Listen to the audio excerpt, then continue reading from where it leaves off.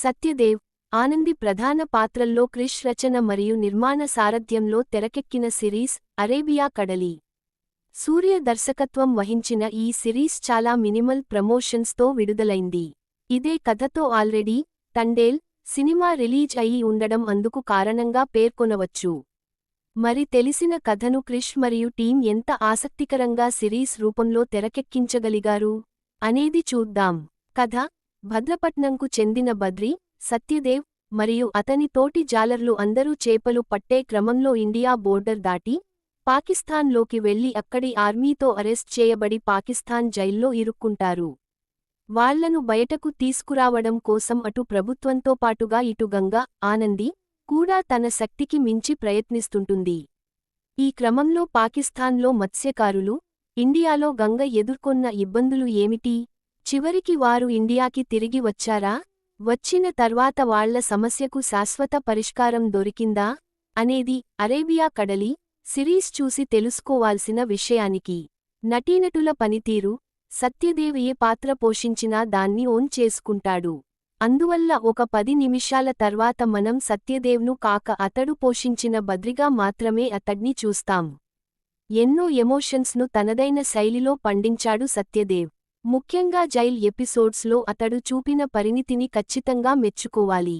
సత్యదేవ్ స్థాయిలోనే నటించి అతడికి పోటీగా నిలిచింది ఆనంది.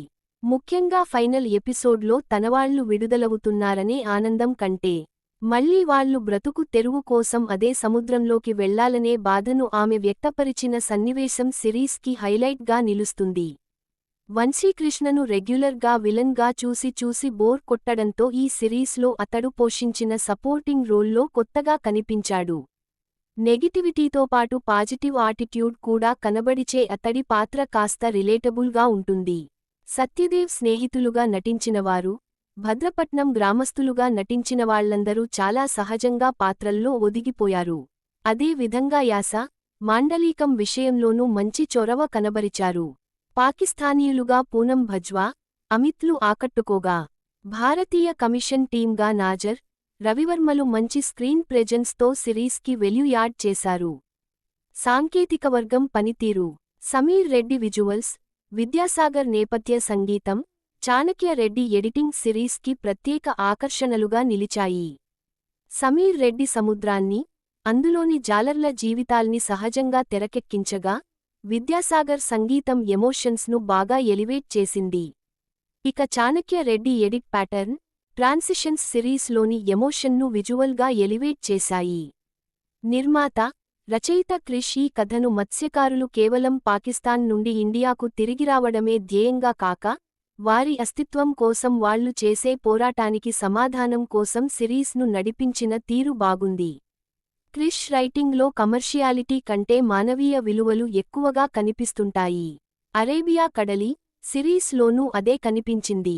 ఇండియాలో అంటే కులం, ప్రాంతం అని కొట్టుకుంటున్నాం కానీ, ఒక్కసారి బయటకి వెళ్తే మనిషిగా మాత్రమే విలువ ఇస్తారు అనే మెసేజ్ను అంతర్లీనంగా ఇచ్చిన విధానం ఆలోచింపజేస్తుంది.